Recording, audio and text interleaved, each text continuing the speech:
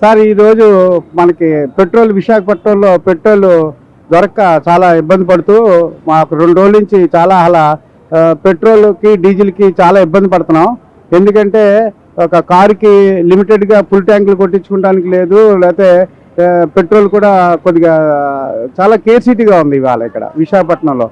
అదే విశాఖపట్నం ఇన్ని కార్పొరేషన్లో ఉండగా ఇక్కడ మరి ప్రభుత్వ యంత్రాంగం దీని మీద చిత్తశుద్ధితో పనిచేస్తున్నా ఎందుకనో ఇక్కడ లోపం ఎవరి వల్ల లోపమో తెలియక పబ్లిక్ మేమందరం చాలా ఇబ్బంది పడుతున్నాం. ఆల్రెడీ చంద్రబాబు నాయుడు గారు దీని మీద రివ్యూ చేస్తున్నారు.